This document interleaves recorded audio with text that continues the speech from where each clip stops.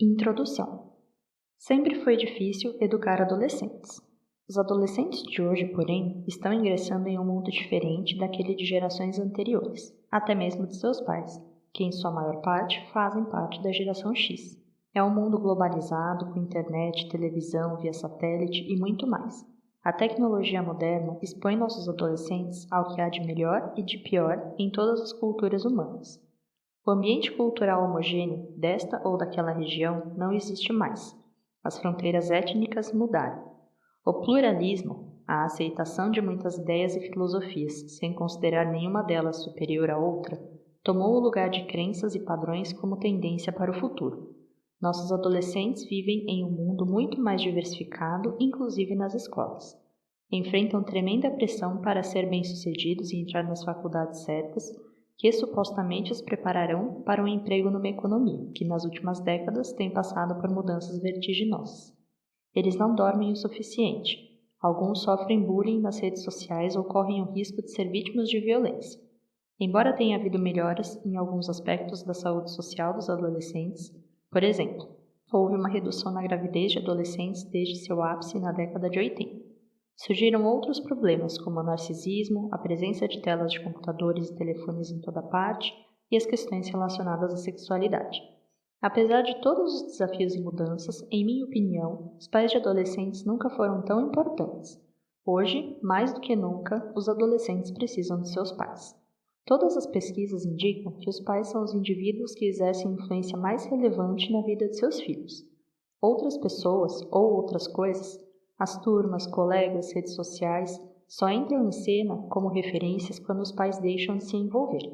Tenho convicção de que é fundamental para o bem-estar do adolescente que os pais sejam líderes que dirigem o lar com amor. Em minhas palestras sobre casamento em todo o país, encontro muitos pais em pânico. É o caso especialmente daqueles que descobriram que o filho tem uma doença sexualmente transmissível ou que a filha está grávida ou fez aborto. Alguns descobriram que o filho não só está usando drogas, mas também começou a traficar dentro da escola onde estuda. Outros ficam angustiados quando recebem uma ligação da delegacia dizendo que o filho adolescente foi preso por porte ilegal de arma. Os questionamentos desses pais não nascem de um interesse intelectual ou filosófico imparcial pelos problemas sociais de hoje, mas fluem da profunda dor interior, o que fizemos de errado. Dizem, tentamos ser bons pais. Demos a nossos filhos tudo o que queriam. Como puderam fazer uma coisa dessas consigo mesmos e conosco? Não dá para entender. Como conselheiro de casais e de famílias há 40 anos, entendo os problemas desses pais. Identifico-me também com os milhares de pais cujos filhos não estão envolvidos com esse tipo de comportamento destrutivo, mas que sabem que seus adolescentes estão igualmente sujeitos a essas questões. Este livro trata daquilo que, a meu ver, é o principal elemento para um relacionamento saudável entre os pais e o filho adolescente: o amor. Creio que amor é a palavra mais importante da nossa língua e também a mais distorcida. Espero que este livro traga clareza e ajude os pais a se concentrarem em como suprir a necessidade emocional de amor dos adolescentes. Ter essa necessidade suprida impactará profundamente o comportamento dele. A maioria dos problemas de mau comportamento dos jovens resulta de um tanque de amor vazio. Não estou dizendo que os pais não amam os filhos, mas sim que milhares de adolescentes não sentem esse amor.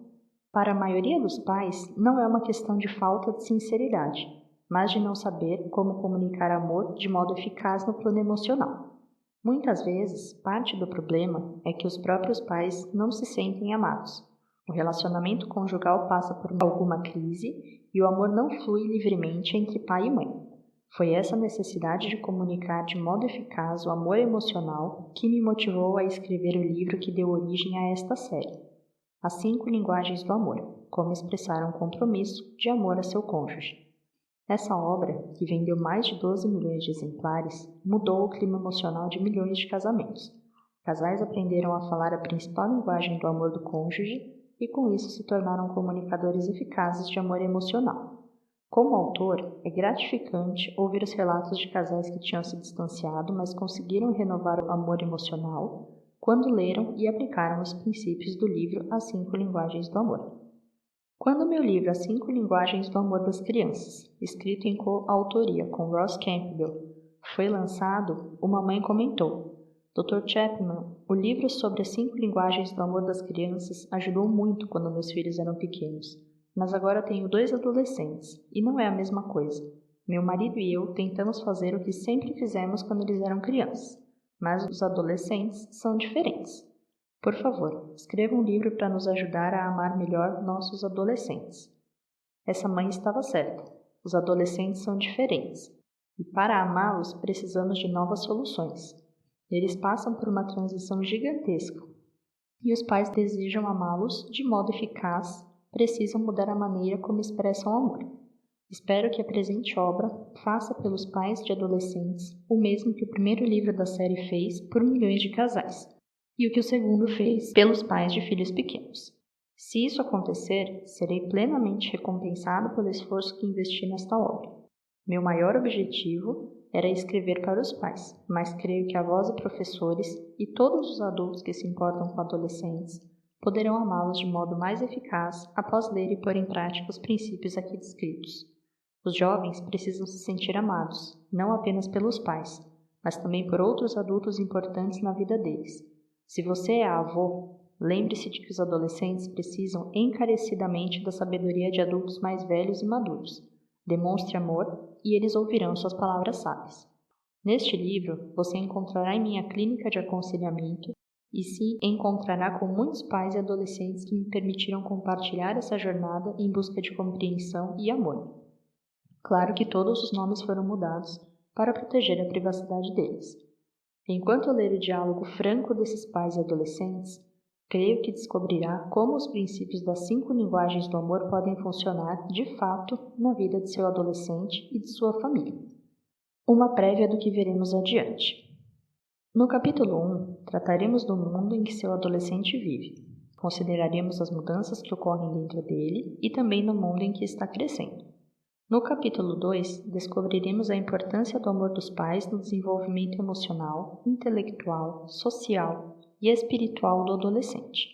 Nos capítulos 3 a 7, verão quais são as 5 linguagens que comunicam amor e as maneiras apropriadas de falar essas linguagens com os adolescentes.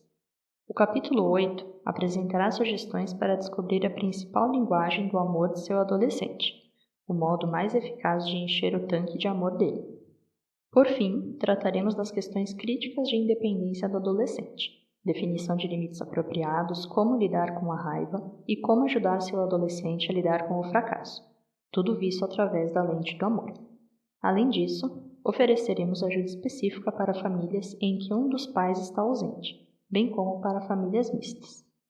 Creio que, se a necessidade emocional de amor do indivíduo for suprida durante a adolescência, ele será capaz de navegar pelas águas turbulentas dessa fase e se tornará um jovem adulto. Essa é a visão da maioria dos pais, e creio que seja a sua também. Vamos mergulhar nessas águas, entrar no mundo dos adolescentes e descobrir quais são os desafios e as oportunidades de comunicar amor a eles.